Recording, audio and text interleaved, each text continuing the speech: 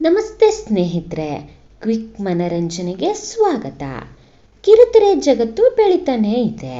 Cinema ಮಟ್ಟದಲ್ಲಿಯೇ ಧಾರಾವಾಹಿಗಳನ್ನು ಕೂಡ ನಿರ್ಮಾಣ ಮಾಡಲಾಗ್ತಾ ಇದೆ.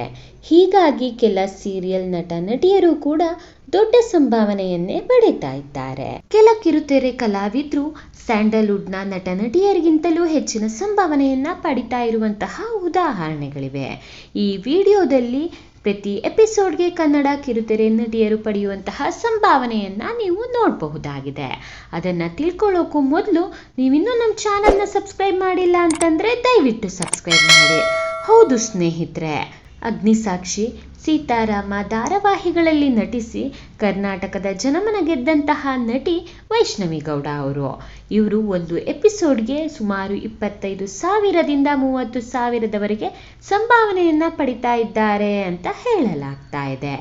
ಹಾಗೆ ಭವ್ಯ ಗೌಡ ಅವರು ಗೀತಾ ಸೀರಿಯಲ್ ಮೂಲಕ ಜನಪ್ರಿಯತೆಯನ್ನ ಪಡೆದಂತಹ ನಟಿ ಭವ್ಯ ಗೌಡ ಇದೀಗ ಕರ್ಣ ಧಾರಾವಾಹಿಯಲ್ಲಿ ನಿಧಿಯಾಗಿ ನಟಿಸ್ತಾ ಇದ್ದಾರೆ.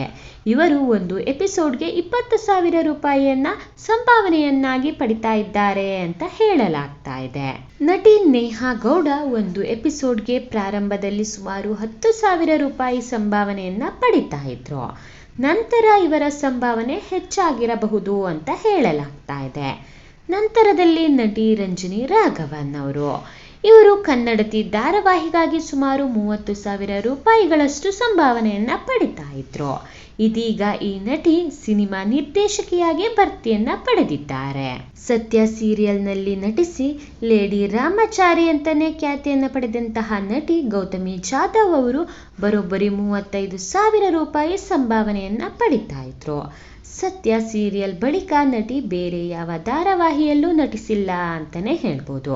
ಗಟ್ಟಿಮೇಳ ಧಾರಾವಾಹಿಯಲ್ಲಿ ಬಚಾರಿ ರೌಡಿ ಬೇಬಿ ಅಮೂಲ್ಯ ಆಗಿ ನಟಿಸಿದ್ದಂತಹ ನಟಿ ನಿಶಾ ರವಿಕೃಷ್ಣನ್ ಇದೀಗ ಅಣ್ಣಯ್ಯ ಧಾರಾವಾಹಿಯಲ್ಲಿ ನಟಿಸ್ತಾ ಇದ್ದಾರೆ. ಪ್ರಸ್ತುತ ಇವರು 35,000 ರೂಪಾಯಿಯನ್ನ ಸಂಭಾವನೆಯನ್ನಾಗಿ ಪ್ರತಿ ಎಪಿಸೋಡ್ಗೆ ಪಡಿತಾ ಇದ್ದಾರೆ ಅಂತಾನೆ ಹೇಳಬಹುದು. ಕಮಲಿ ಹಾಗೂ ಶ್ರೀಗೌರಿ ಧಾರಾವಾಹಿಯಲ್ಲಿ ನಟಿಸಿದಂತಹ ನಟಿ ಅಮೂಲ್ಯ ಗೌಡ ಅವರು, ಇವರು ಪ್ರತಿ ಎಪಿಸೋಡ್ಗೆ 15,000 ರೂಪಾಯಿಗಳಷ್ಟು ಸಂಭಾವನೆಯನ್ನ ಪಡಿತಾ ಇದ್ರು ಅಂತ ಹೇಳಲಾಗತ್ತೆ. ಮೋಕ್ಷಿತಾ ಪೈ, ಪಾರು ಸೀರಿಯಲ್ ಮೂಲಕ ಜನಪ್ರಿಯತೆಯನ್ನ ಪಡೆದಂತಹ ನಟಿ ಮೋಕ್ಷಿತಾ ಪೈ, ಇವರು ಸುಮಾರು 25,000 ರೂಪಾಯಿಗಳಷ್ಟು ಸಂಭಾವನೆಯನ್ನ ಪ್ರತಿ ಎಪಿಸೋಡ್ಗೆ ಪಡಿತಾ ಇದ್ರು.